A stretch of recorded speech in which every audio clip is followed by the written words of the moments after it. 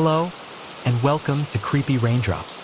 Before you drift off to sleep, let me tell you a story. A story that will help you relax and fall into a deep, peaceful slumber. Sit or lie down comfortably, and let the world around you slowly fade away. Tonight, I will take you on a journey through the woods, where the air is cool and the shadows of the trees stretch long. As you listen, let your mind relax, your body feel heavy, and all the noise in your head gradually fade away before we begin. I'd like to know, which city are you listening to this story from? And what time is it there? The Vanishing Hitchhiker, a midnight encounter on Highway 1. It was nearing midnight on October 13th, a chilly Friday evening, when Rachel Monroe, a 32-year-old traveling nurse, found herself driving alone along Highway 1 in California. The scenic route, often romanticized for its breathtaking coastal views, felt hauntingly different under the cover of darkness. The crashing waves of the Pacific Ocean, faintly visible through the moonlight, seemed ominous rather than serene. Rachel had just finished a double shift at a hospital in Monterey and was heading to visit her sister in Santa Cruz for the weekend. She'd been fighting fatigue for the past hour, her coffee thermos now empty, when her headlights caught the figure of a young woman standing at the edge of the road near a bend. The hitchhiker wore a long white dress that looked out of place in the cold, her pale skin almost glowing under the moonlight. She stood with one arm raised, her thumb pointed awkwardly toward the road, as though she was unsure of what she was doing. Rachel hesitated. Picking up a stranger in the dead of night wasn't exactly her idea of safety, but something about the woman seemed desperate and familiar.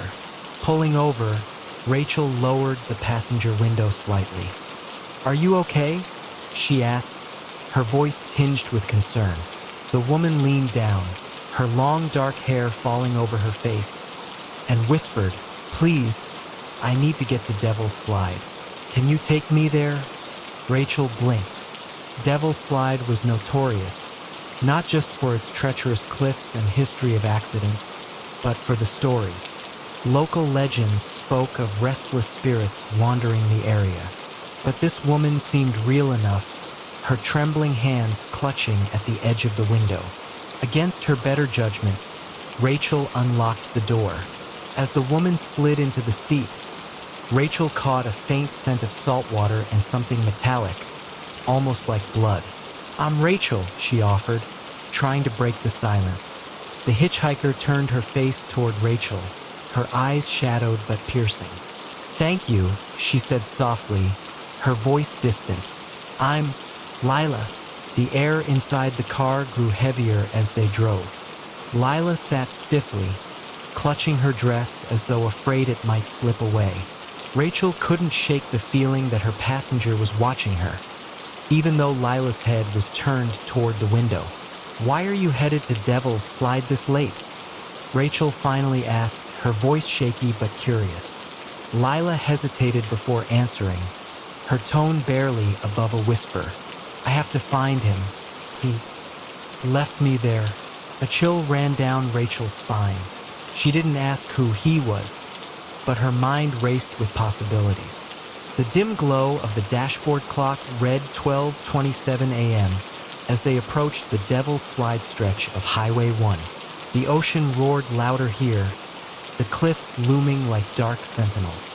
Lila suddenly turned to Rachel, her face pale as moonlight. "Stop here," she said sharply, her voice no longer meek. Rachel's heart pounded.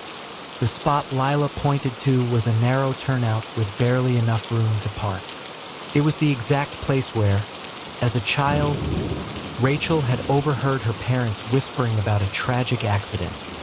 A car that had gone over the edge, its occupants never found. She pulled over, gripping the wheel tightly. Lila stepped out without another word and began walking toward the cliff's edge, her figure illuminated by the faint glow of the headlights. "Lila, wait!" Rachel called, stepping out of the car. The freezing wind bit at her skin, and the scent of salt water was overpowering. But Lila didn't stop. Instead, she turned to face Rachel, her expression unreadable. "He's here," she murmured. "He's waiting for me." Before Rachel could respond, a faint figure appeared near the cliff's edge. A man, his outline hazy but unmistakable. He stood motionless, staring directly at them. "Lila," Rachel whispered, her throat dry. "Who is that?" Lila's voice trembled. "He doesn't like when I bring someone." Then the man began walking toward them. Rachel froze in place, her breath caught in her throat as the figure drew closer. The headlights from her car flickered slightly, casting eerie shadows on the jagged cliffs around them. The man's movements were deliberate, each step measured and unnervingly calm. Lila stood motionless, her gaze fixed on him, her earlier trembling replaced by an almost eerie stillness. Rachel's instincts screamed at her to get back in the car and drive, but her feet felt rooted to the ground. She tried to focus on the man's face, but it remained indistinct, as though shrouded by a veil of mist. His clothes were dark, blending into the night, but his outline radiated something that sent chills down her spine, a feeling of malice. Lila finally turned to Rachel, her voice low but urgent. "You need to leave. Now." "What are you talking about?" Rachel stammered, her voice cracking. "I'm not leaving you here." "He's not here for you," Lila said, her expression unreadable. "But if you stay, he will be." Rachel felt a wave of nausea. The cold wind whipped her hair around her face, and the sound of the ocean crashing against the rocks below seemed louder, angrier. She glanced back at the man. He was closer now, no more than 20 feet away. There was something unnatural about him, his movements too smooth, his presence too heavy. "Who is he?" Rachel asked, her voice barely audible over the wind. Lila hesitated before replying, her eyes filled with a mixture of fear and resignation. "He's the one who brought me here. He's the one who made me stay." The cryptic answer only deepened Rachel's confusion. "What does that mean?" "Lila, we need to leave. Come with me." Lila shook her head slowly. "I can't. I've tried before. He won't let me." The man stopped suddenly, his head tilting slightly as if he were studying Rachel. She felt an icy grip of fear tighten around her chest, making it hard to breathe. Then, without warning, he raised an arm and pointed directly at her. Rachel staggered backward, her legs trembling. "What does he want? Why is he looking at me?" Lila stepped in front of her, blocking the man's line of sight. "He's testing you. He wants to see if you'll stay." "What happens if I stay?" Rachel whispered, though she wasn't sure she wanted the answer.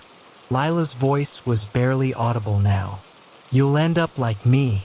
Rachel's mind raced, her thoughts a chaotic swirl of questions and fear. "Lila, please, just come with me. We can figure this out together."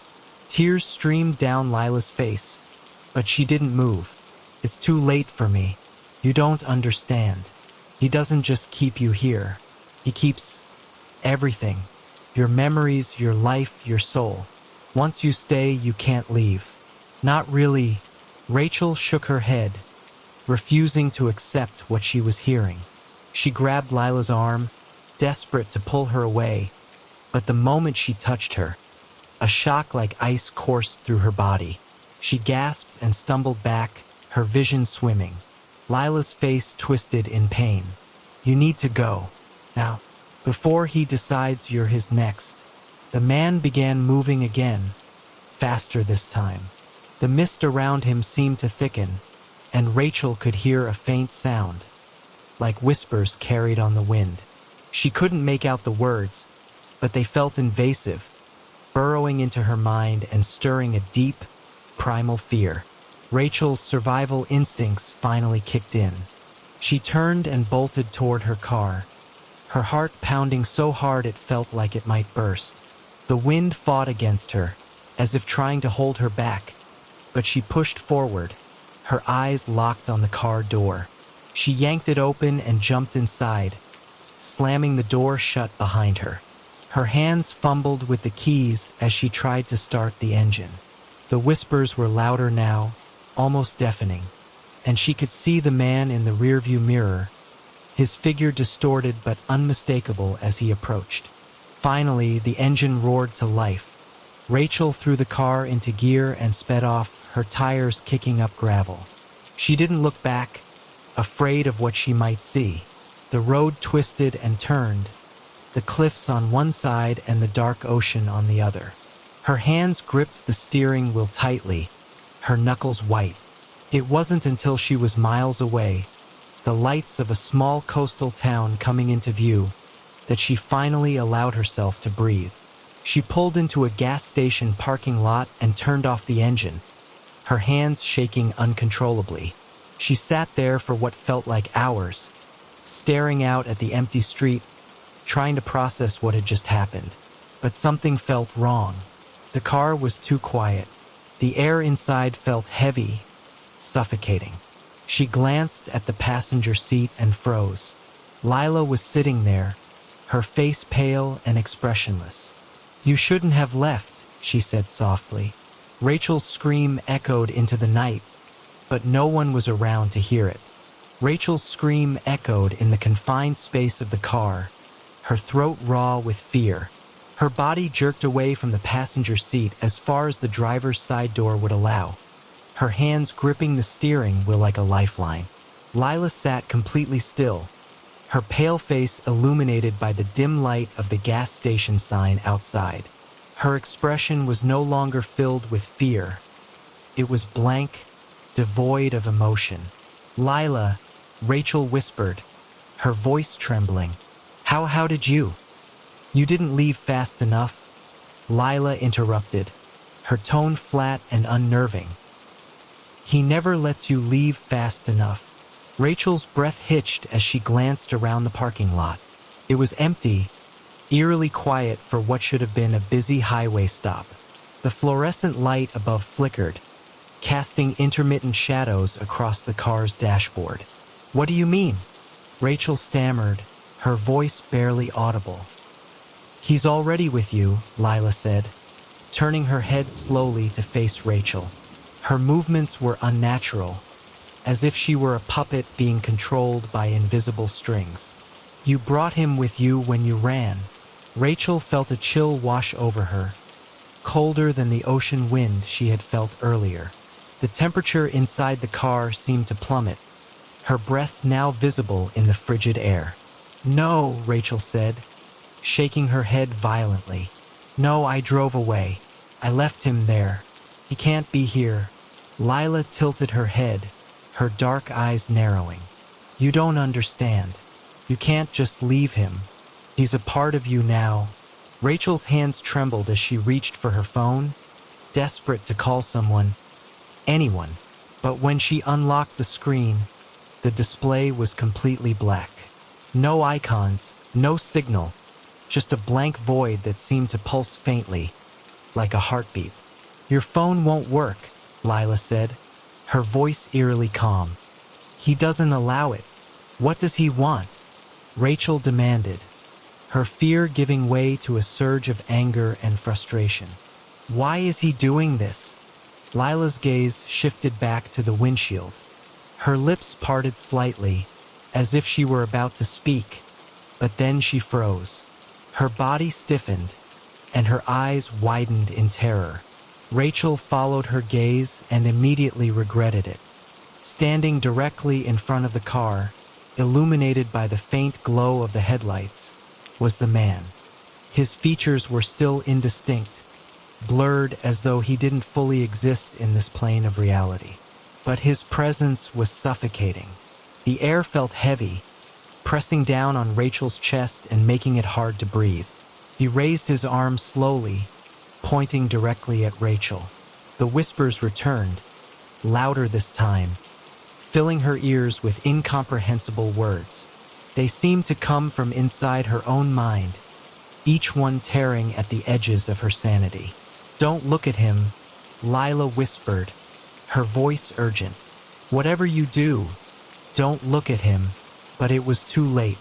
Rachel couldn't tear her eyes away from the figure.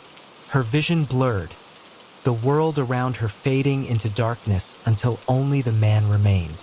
His blurred outline began to sharpen, his face becoming clearer, and what she saw made her heart stop. It was her father's face. Rachel gasped, the memories flooding back all at once.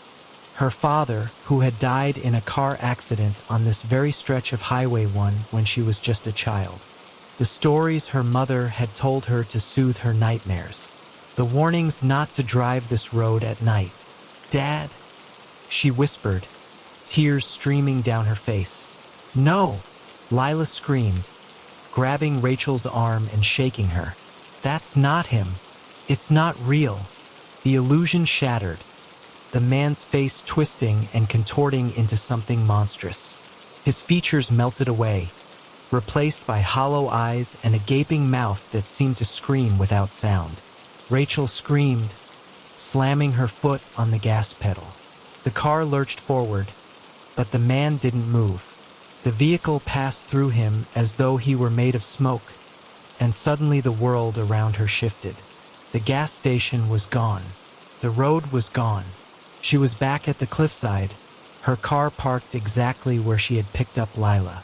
The waves crashed violently against the rocks below, and the wind howled through the open window. "No, no, no," Rachel muttered, gripping the steering wheel so tightly her knuckles turned white. "It's too late," Lila said softly. She was no longer in the passenger seat. Rachel turned her head frantically, searching for her, but the car was empty. The whispers grew louder, coming from all directions now. The air inside the car was suffocating, thick with the scent of salt water and decay. Rachel's vision blurred again, and when it cleared, she was standing outside the car, her feet planted on the edge of the cliff. She didn't remember getting out. She didn't remember walking to the edge. The man stood before her again, his form more solid now, his hollow eyes boring into hers. The whispers stopped abruptly, replaced by a deafening silence. "What do you want from me?" Rachel cried, her voice breaking. He didn't answer. Instead, he extended a hand toward her, palm up, as if inviting her to take it. Rachel's mind raced, her instincts screaming at her to run, but her body refused to move. The man's presence was overwhelming, a gravitational pull that seemed to draw her closer to him with every passing second. "I can't," she whispered, tears streaming down her face. "I can't stay here." The man tilted his head, his expression unreadable. Then, for the first time, he spoke. "You already have." Rachel gasped as the ground beneath her feet crumbled. She felt herself falling, the wind rushing past her as the ocean roared below. But the impact never came. Instead, she woke up. She was sitting in her car, parked on the side of the road near Devil's Slide. The morning sun was just beginning to rise, casting a warm golden glow over the cliffs.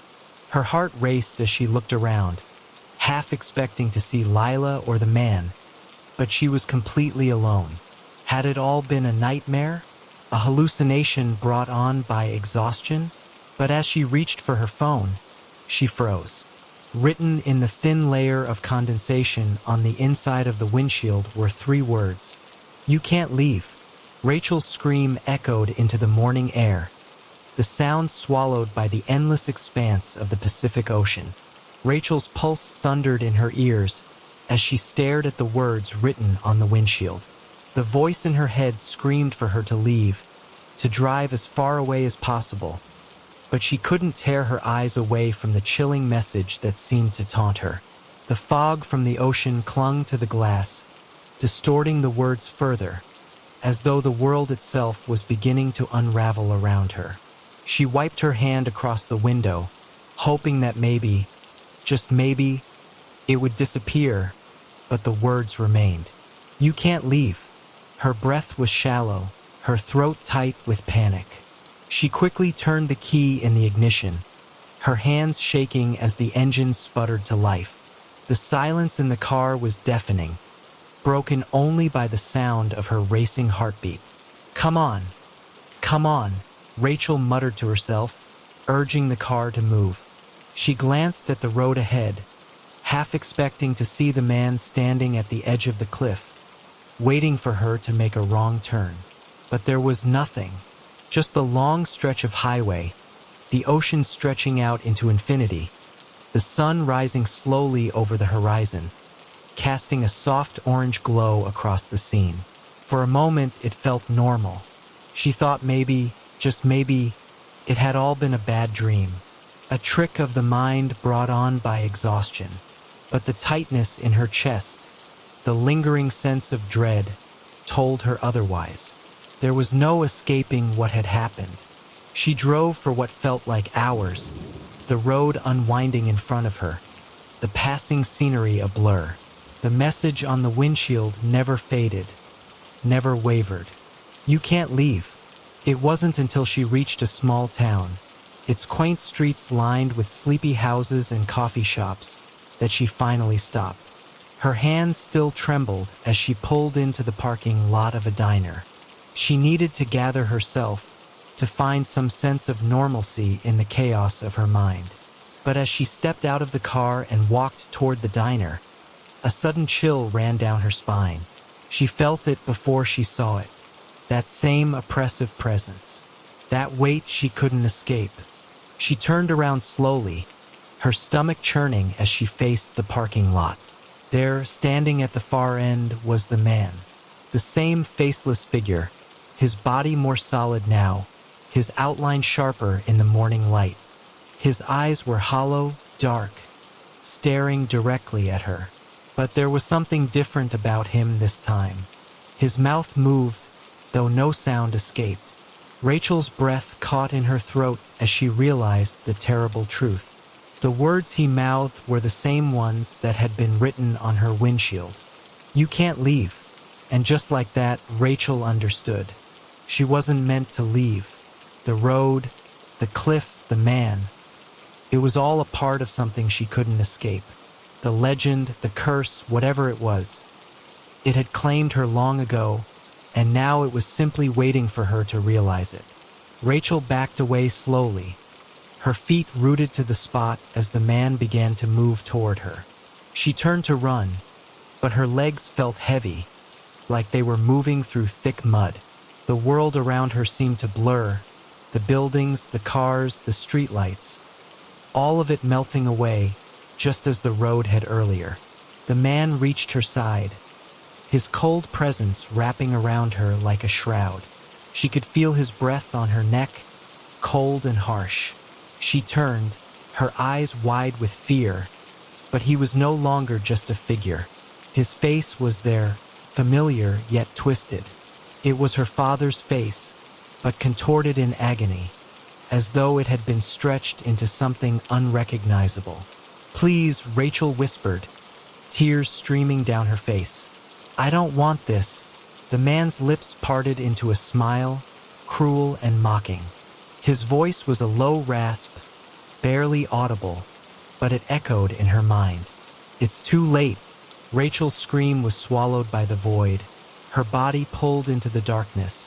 The sound of the ocean crashing below her, the whispers in her ears, the never-ending pull of the man's gaze, all of it consuming her. And so, the legend of Devil's Slide continued, as it always had. Travelers who ventured too close, too curious, were never seen again. Their souls, trapped forever between the cliffs and the ocean, never able to leave. And somewhere, in the silent stretches of Highway 1, Rachel's car still waits, parked at the edge of the road. The windshield bears her final message: you can't leave. The abandoned RV park on Route 66, whispers of the past.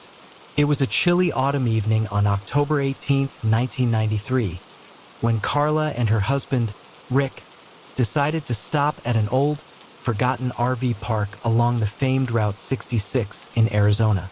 They had been on a cross-country road trip, and after hours of driving, they felt it was time to rest. The RV park was situated in a desolate stretch of desert, about 20 miles outside of Flagstaff, where the road stretched on seemingly forever, interrupted only by the occasional rundown structure. The sign at the entrance was barely visible, covered in dust and faded from years of sun exposure. It read Pioneer RV Park, open 24/7. However, the stillness that surrounded the area told a different story. No cars, no other travelers, and the park's once vibrant, neon lights now dim and lifeless. There was something off about the place, an eerie silence that hung in the air. The wind howled across the empty spaces, rustling the yellowing leaves of nearby shrubs. Rick pulled their RV into a parking spot near an old, dilapidated office building. The door creaked open as they stepped out, both uneasy but too tired to care. A flicker of movement caught Carla's eye, but when she turned, there was nothing there. The feeling of being watched was undeniable, but they dismissed it as nerves from the long drive. After setting up their RV, they decided to take a short walk around the park, stretching their legs. The park was divided into several rows of empty spots, some with overgrown grass, others with cracked asphalt. In the distance, a rusted playground set stood abandoned, the swings creaking in the wind. As they walked past the row closest to the office, Carla noticed an RV in the far corner of the park. It was dark, with no lights on, and appeared to have been there for years. The paint was peeling, and the windows were grimy with dirt. But what struck her was the faint sound of someone whispering. It wasn't a loud voice, but a soft, drawn-out murmur that seemed to be coming from the direction of the RV. Carla stopped, frozen in place. "Did you hear that?" she whispered to Rick. "Hear what?" Rick replied, looking around. The whispers, it sounded like someone talking. Carla's voice trembled slightly. Rick gave her a puzzled look but shrugged it off. "Probably just the wind. It's nothing." Yet the uneasy feeling lingered. They continued their walk, but Carla couldn't shake the feeling that someone, or something, was following them. As they reached the far end of the park, the sound of footsteps on the gravel behind them stopped them in their tracks. Carla turned around quickly, but there was no one there. The hairs on the back of her neck stood up. "Okay, we're getting out of here after dinner," Rick said, trying to sound calm. They headed back to their RV, and Carla couldn't stop glancing over her shoulder. The RV park felt colder, darker now. When they entered their RV, Rick locked the door and started preparing dinner.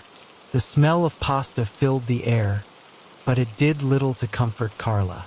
The whispers were still in her mind. As the night grew darker, the temperature dropped. A loud thud echoed from outside, followed by the sound of something dragging across the gravel. Both of them jumped, but when they opened the blinds to check, there was nothing in sight. Minutes turned into hours, and the unease in the air only intensified. But as the clock struck midnight, a light flickered in the distance. The RV that Carla had noticed earlier, the one covered in dust and neglect, now had its lights on. Rick stepped outside to investigate. The air had grown thick with tension, and a strange, musty smell wafted through the air. Carla watched from the window, her heart racing, as Rick slowly approached the abandoned RV. Suddenly, a loud crash echoed from within, followed by the sound of scraping metal. Then, the door to the RV swung open. Rick froze at the sight of the RV door creaking open by itself. The hinges groaned as the wind seemed to push the door wider, revealing the interior shrouded in darkness. His breath caught in his chest. The sound of scraping metal continued, as if something or someone was moving inside. "Carla," he called over his shoulder, his voice barely above a whisper. His hand instinctively gripped the flashlight he had taken with him, the beam of light flickering in his shaky grip. Carla, her face pale with fear, pressed her hand against the window, trying to get a better look. Her heart hammered in her chest as she watched Rick take cautious steps toward the RV. Every instinct told her to scream, to stop him, but she was paralyzed by the growing sense of dread that had overtaken her. Rick, ignoring the cold sweat forming on his brow, reached the RV door. He hesitated for a moment, his mind racing. Something about the place felt wrong. The whispers that Carla had heard earlier were echoing in his mind, now louder than before, like they were calling him, drawing him in. But he pushed the thoughts aside, telling himself it was just his nerves. He stepped inside, the beam of his flashlight cutting through the gloom. The RV was empty, its interior a mess of scattered belongings and abandoned personal effects. The air was stale, and the smell of rot lingered in the corners. The strange sound had stopped, but Rick felt a presence. It was as if something was watching him from the shadows. "Rick!" Carla's voice cracked through the tension.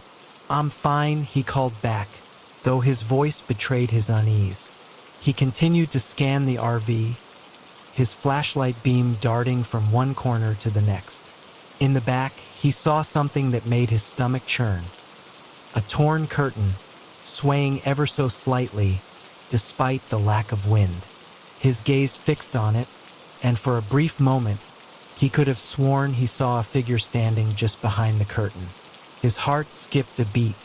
He stepped closer, his feet heavy on the rotting floorboards. The figure remained still, unblinking. He reached out slowly, parting the curtain with trembling fingers. There was nothing there. Rick exhaled sharply, feeling a rush of relief flood through him. It had been his imagination, a trick of the light, surely. He was just about to turn away when he heard a soft scraping sound again, this time coming from beneath the RV. His head snapped toward the sound. The scraping was getting louder, almost rhythmic, as if something was moving deliberately under the vehicle. "Carla!" he shouted, his voice filled with panic. "We need to go now." He turned and bolted out of the RV, not even bothering to look behind him. The air felt thicker, colder, as if the world itself was holding its breath. Carla had already grabbed her coat and was waiting by the RV door, her eyes wide with fear. "What's happening?" she gasped, her voice shaking. "I don't know," Rick muttered, his chest heaving as he tried to calm himself. "But we need to leave right now. Something's not right here." They hurried back to their own RV, but as they passed the rows of abandoned trailers, the unsettling feeling of being watched returned with full force. The air felt thick with something unseen, a presence that neither of them could shake off. Rick started the engine, his hands trembling as he gripped the steering wheel. He tried to drive away quickly, but the tires seemed to drag against the gravel, as if something was holding them back. The RV groaned under the strain, and for a split second, Rick thought he saw the shadows shift just beyond his peripheral vision. The hair on the back of his neck stood on end. "Did you see that?" Carla asked, her voice strained. "I don't know," Rick replied, his eyes darting to the rearview mirror. "But I think we're being followed." A low, guttural growl echoed from somewhere in the distance. Rick's eyes widened as he glanced into the mirror again. Behind them, one of the RVs, the one Carla had noticed earlier, was now following them, its headlights cutting through the dark. But it wasn't driving on the road. It was floating, just above the ground, gliding silently across the gravel, as if gravity had no effect on it. Carla's scream pierced the night air, but Rick couldn't bring himself to look away. The RV in the mirror seemed to be getting closer, and the temperature inside their own RV plummeted. A thin layer of frost began to form on the windows, spreading like an infection. "Rick, please," Carla sobbed. "What's happening?" "I don't know," he said again, his voice barely audible. As they sped down the road, the ghostly RV continued to follow them, never losing ground. Rick floored the accelerator, pushing the RV to its limit, but it was as if the abandoned RV park had somehow reached out and refused to let them go. Every turn they made, the shadowy RV mirrored their movements, gliding just behind them, always close but never quite touching. It wasn't until they reached a small, desolate town, an old ghost town marked only by a few broken-down buildings, that the pursuing RV finally vanished. Rick slammed the brakes, the tires screeching as he came to a stop. The silence that followed was deafening. "What the hell just happened?" Rick muttered, his voice hoarse. His hands were slick with sweat, and he could barely catch his breath. Carla was staring out the window, her face pale and drawn. "I don't know, but I think we need to get out of here. Now!" Rick nodded, not needing to be told twice. He didn't want to look back, but the image of the floating RV was burned into his mind. With trembling hands, he turned the key and shifted the RV into gear, ready to leave the eerie town behind. But as he started to pull away, a faint whisper, low and haunting, drifted through the air, just beyond the reach of their hearing. It was the same whisper they had heard earlier, the same one that had called them into the abandoned park. And then, in the distance, a shape appeared on the horizon, moving toward them. The RV park, it seemed, was not done with them yet. Rick slammed on the brakes again, his heart pounding in his chest. Carla screamed, but it was too late. The whispering voices grew louder. A shadowy figure, half visible in the mist, slowly approached their RV, its form shifting unnaturally in the cold night air. And then everything went black. The darkness that followed the sudden blackout seemed to stretch on for an eternity. Rick and Carla sat frozen in their RV, heartbeats in sync, pounding in their chests. Time felt warped, as if the world had slowed down, and the quiet outside was suffocating. The whispering, which had started as a faint murmur, now echoed in their ears, louder and more frantic, like thousands of voices calling out from the shadows. Rick's fingers twitched on the steering wheel. He was unsure of what to do, unable to make sense of what was happening. His hands, slick with sweat, gripped the wheel harder, as if that would anchor him to reality. Carla, wide-eyed, leaned forward, her breath shallow. "Rick, we need to get out of here," she urged in a whisper, barely able to keep the panic out of her voice. "Whatever that thing is, it's not human." Rick nodded, but his throat was dry, and words didn't seem to come. He turned the key in the ignition, but the engine sputtered and died. It was as if the vehicle itself had given up, as if something out there had cut off all power. "Come on!" Rick cursed under his breath, his frustration mounting. He tried again, turning the key with all his might, but it was no use. The engine refused to start. The RV was dead in the water, and the voices outside grew louder. They were not just whispers anymore. Now they were distinct murmurs, each word chilling in its intent. He tried the lights. Nothing.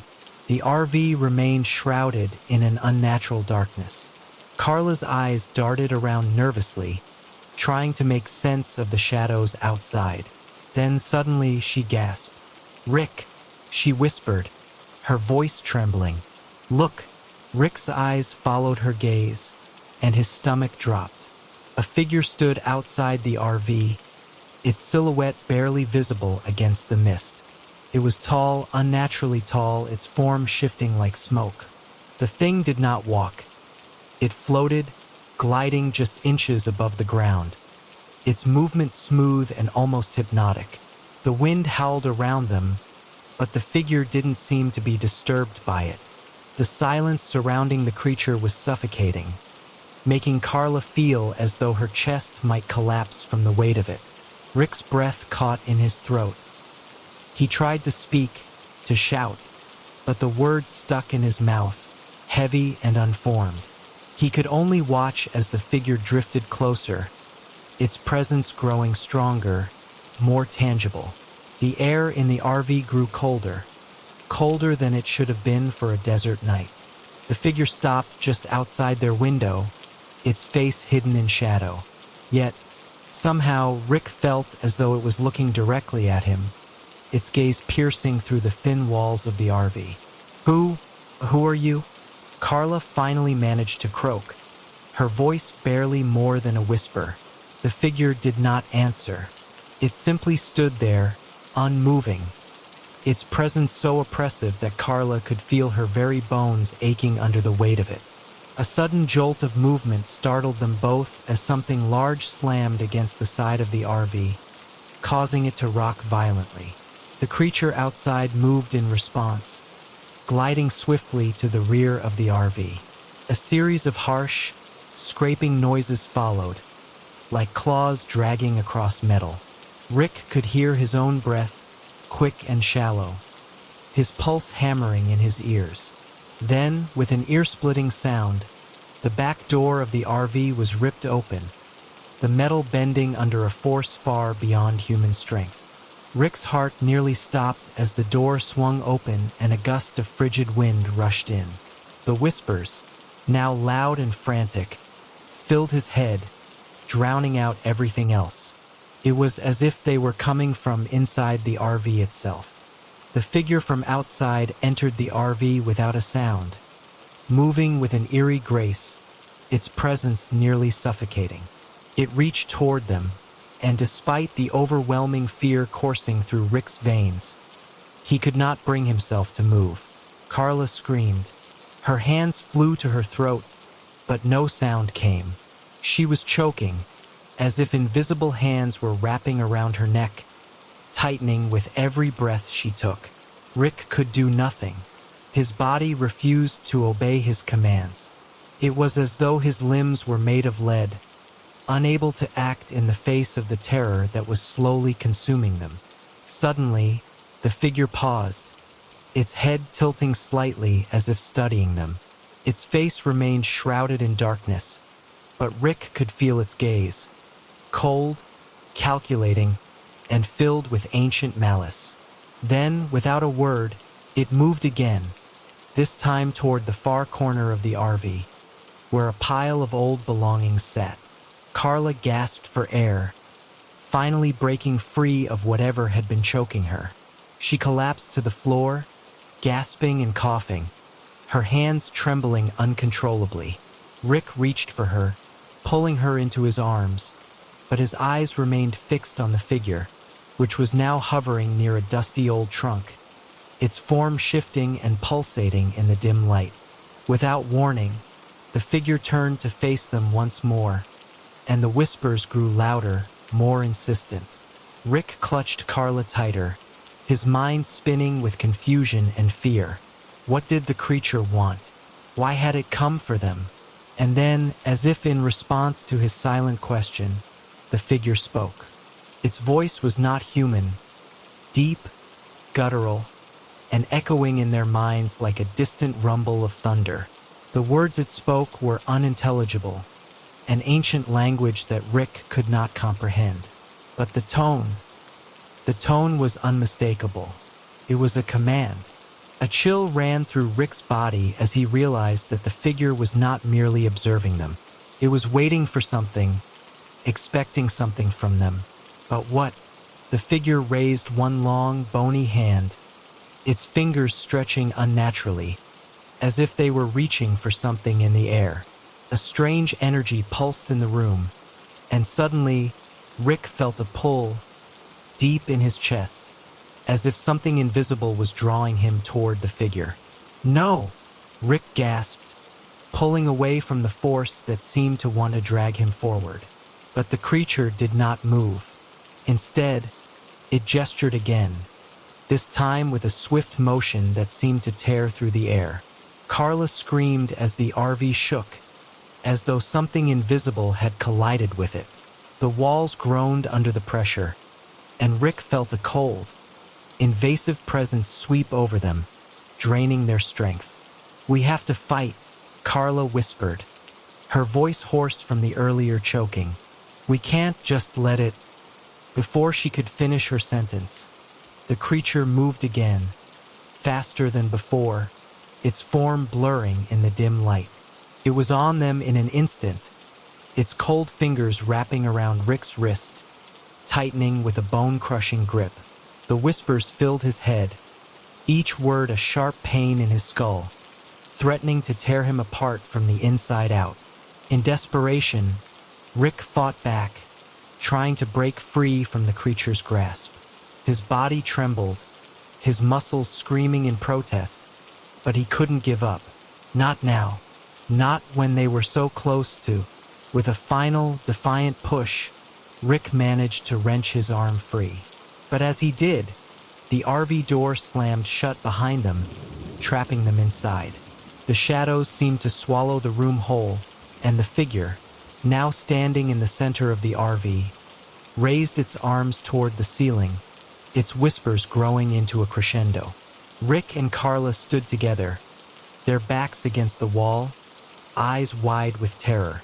The creature's form twisted and contorted, its dark figure expanding until it filled the entire room.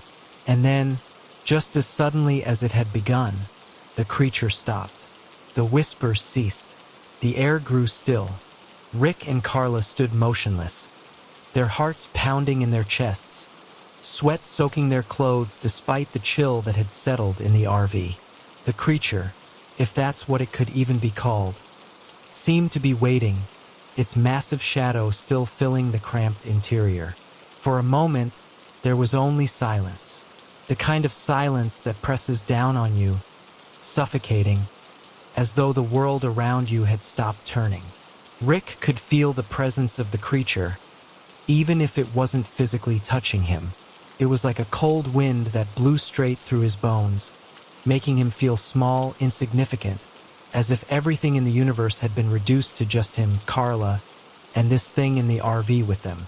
Carla finally broke the silence. "What do we do? Rick, we can't just stay here." Rick didn't answer. His mind was racing, trying to piece together what was happening. This wasn't just an encounter with a wild animal or some strange natural phenomenon. It was something much older, something darker, and no amount of rational thought was going to explain it away. His eyes flickered to the creature, and for a brief, terrifying moment, he swore he saw its form flicker, like a malfunctioning image on a broken screen, its outline shifting and rippling in ways that shouldn't have been possible. "Rick, we have to move," Carla urged again, her voice growing more desperate. He nodded slowly, but his mind was still trying to find the right response, the right action to take. Every instinct told him to run, to flee, to get as far away from whatever this was as possible. But he couldn't run. The doors were locked, and the RV felt more like a cage than a home. The creature's presence grew heavier. It seemed to pulse in rhythm with the beating of his heart, each whisper and scrape of its form sending waves of dread surging through him. The air inside the RV grew colder by the second, and Rick could see his own breath now, fogging in front of his face. It was as if the temperature was being sucked out of the world around them. Suddenly, the creature moved, its long, thin arms stretched out toward them, fingers extending like claws toward Rick. He flinched back, instinctively trying to push himself and Carla away, but they were trapped. The walls of the RV seemed to close in, the space shrinking, and the creature's fingers grazed his arm. A sharp, electric shock of pain shot through Rick's body, like 1,000 needles piercing his skin. He gasped, unable to move, paralyzed by the sheer intensity of the sensation. His mind felt like it was being torn apart, the whispers from the creature now a cacophony inside his head, drowning out all coherent thought. "Rick!" Carla screamed, reaching for him, but her hands stopped just short of him, as if an invisible force was pushing her back. She couldn't reach him, no matter how hard she tried. Then, as quickly as the pain had come, it stopped. Rick collapsed to the floor, gasping for air, his head spinning, his body trembling with the aftershock of whatever had just happened. He could feel Carla's frantic touch as she pulled him back to his feet, her fingers trembling against his skin. She didn't say anything, but her wide eyes told him everything he needed to know. She was terrified, too. The creature had stopped moving. It loomed over them, its form rippling with an unsettling energy. Its face was still hidden, but the air around it seemed to bend, as though the very fabric of reality was warping in its presence. Rick tried to stand, his legs weak and unsteady. His body felt like it was made of stone, but he managed to push himself to his feet. He had to do something. They had to get out of here. But how? The RV was dead. The doors wouldn't open, and no matter how much he tried, there was no escape from the thing that hovered above them. "Carla, I don't know what this is," Rick whispered, his voice shaking. "But I'm not going down without a fight." She nodded, her face pale but determined. "Neither am I."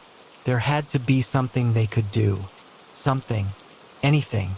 The creature's form flickered again, its shadow stretching unnaturally across the walls. Then, as if reading their thoughts, it moved closer. Rick swallowed hard. "We need a plan." Carla, her eyes scanning the RV frantically, spotted something. A small, dusty bottle on the counter near the sink.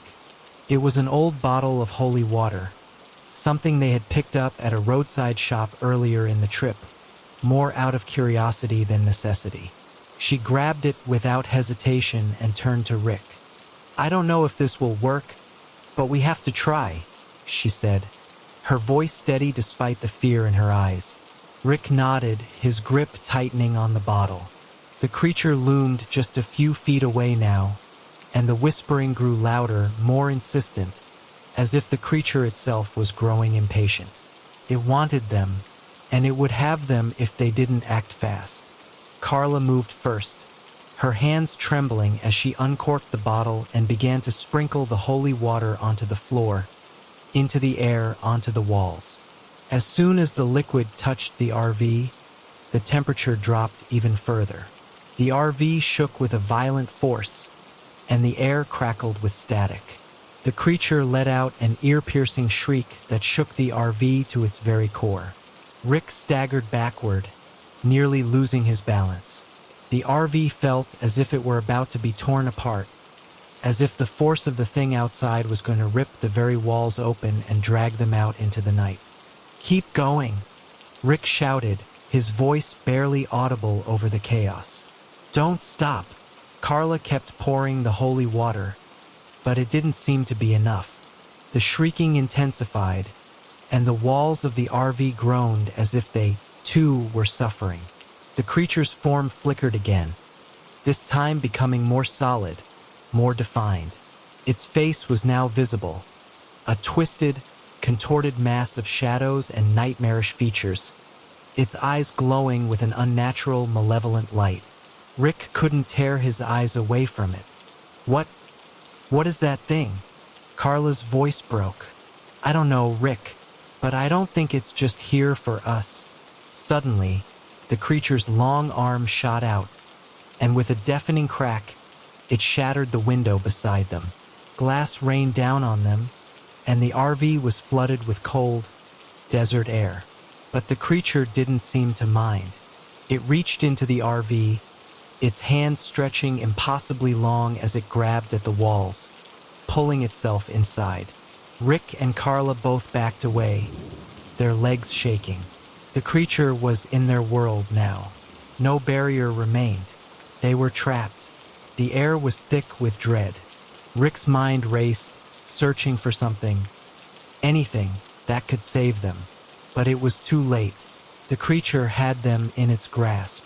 And then, just when it seemed like all hope was lost, there was a sound, a loud, rumbling sound, coming from outside the RV.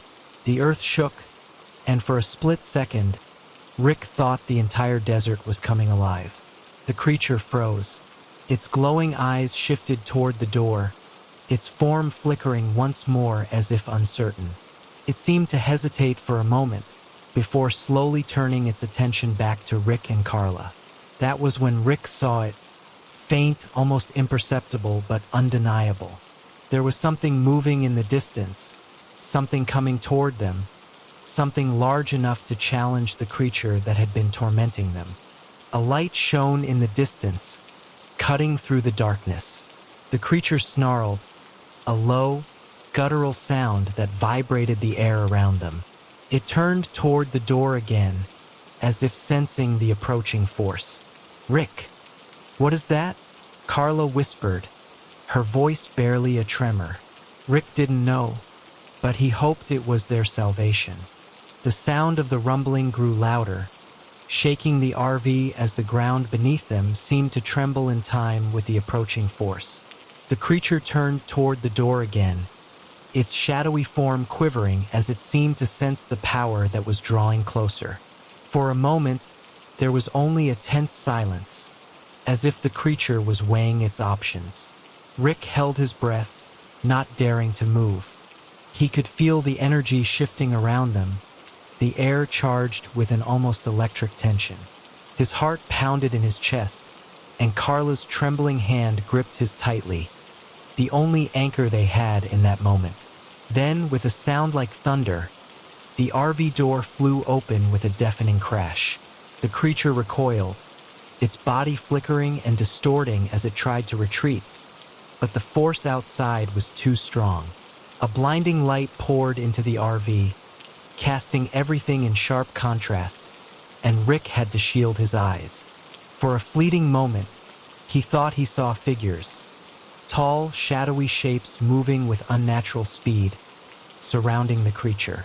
There was a flash of metal, a rush of wind, and then the creature screamed, an unholy, bone-chilling screech that filled every corner of the RV. The air grew thick with an oppressive energy, and Rick felt an overwhelming sense of dread surge through him. But this time, it wasn't just fear. It was something deeper, something primal, as if the very forces of the universe were at war. The light intensified, and the creature shrank back, retreating into the shadows, its form becoming less defined, flickering like a dying flame. With one final, ear-piercing wail, it vanished into the darkness, leaving only the echoes of its terrible presence lingering in the air. For a long moment, there was only silence. The RV felt still, almost empty, as if the weight of what had happened had drained it of life. Rick blinked, trying to process what had just occurred, his body still trembling from the shock. Carla stood beside him, her wide eyes reflecting the fading light from the open door, as if she, too, couldn't quite believe it was over. Did we just... Carla's voice was shaky, her words trailing off. Rick didn't know how to answer. He had no idea what had just happened, who or what had come to their rescue. All he knew was that the creature was gone, and they were alive. Slowly, they stepped out of the RV into the night. The desert was still, quiet once more, the only sound the wind whispering through the cracked windows of the old RV. The stars above shone brightly, their distant light a reminder of the vastness of the world beyond. The danger was gone, but the fear, the terror they had felt, was not so easily forgotten. Rick looked around, scanning the horizon, but there was nothing there. No sign of the figures, no trace of the force that had come to their aid. Just the stillness of the desert stretching out before them. "What now?" Carla asked, her voice barely above a whisper.